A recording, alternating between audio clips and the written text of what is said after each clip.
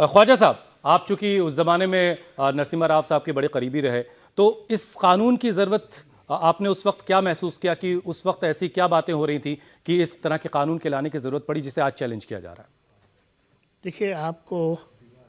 और ये हमारे जो बच्चे बैठे हैं इनको भी, और जो लोग आपके इस प्रोग्राम को देखेंगे जी, उन सबको ये जानना ज़रूरी है कि 1949 में जब बाबरी मस्जिद में आइडल्स रखे गए, मूर्तियाँ रखी गईं, तब से ये विवाद जो है वो पब्लिक डोमेन में आया। लेकिन 1986 में जब एक डिस्ट्रिक्ट कोर्ट के फैसले के मुताबिक बाबरी मस्जिद कॉम्प्लेक्स का ताला खोला गया और विद इन आवर्स वहाँ पर पूजा शुरू कर दी गई, उस वक्त से ये जो इशू है ये बहुत लाइव हो गया और ये पब्लिक डोमेन में इस हद तक आ गया कि हिंदुस्तान का पूरा समाज कहीं ना कहीं इसकी लपेट में आ गया। और 1986 से लेके 1991 जब नरसिम्हा राव जी की सरकार बनती है, इन 5 सालों में आप ये देखते हैं कि बहुत कुछ घटा। रथ यात्रा भी हुई, मामलात भी हुए,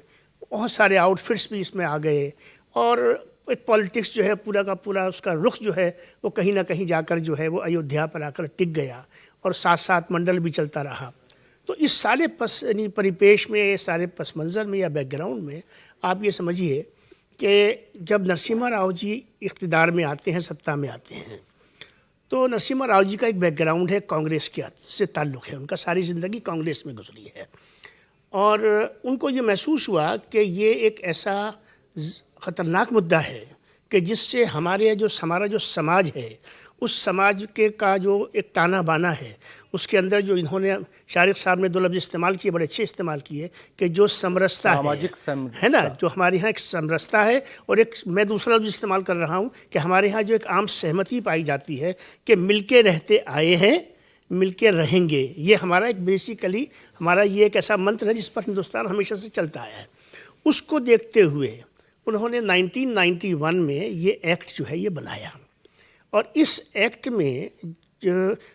अयोध्या के इशू को, राम मंदिर को अलग इसलिए रखा गया कि वो मैटर सब जुडिस था, बाकी सारे के सारे इसमें प्लेसेस ऑफ वर्शिप जो है उनको रखा गया। और ये कोई मस्जिद नहीं रखी गई इसमें,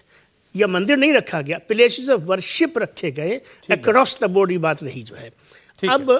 अब हुआ ये कि इस एक्ट को, जिसका आज बहुत ज़्यादा जिक्र है और बहुत ज़्यादा इसका रेफरेंस दिया जाता है, दिया भी जाना चाहिए, उससे मुझे इत्तेफाक है, लेकिन 2 लोगों ने पार्लियामेंट में जब ये बिल आया तो 2 लोगों ने इसको अपोज किया। मुस्लिम मेंबर्स ऑफ पार्लियामेंट, मैं ऑन रिकॉर्ड बोल रहा हूँ, Muslim members of parliament across party lines ने इस बिल के विरोध में वोट दिया और कुछ लोगों ने वॉकआउट किया।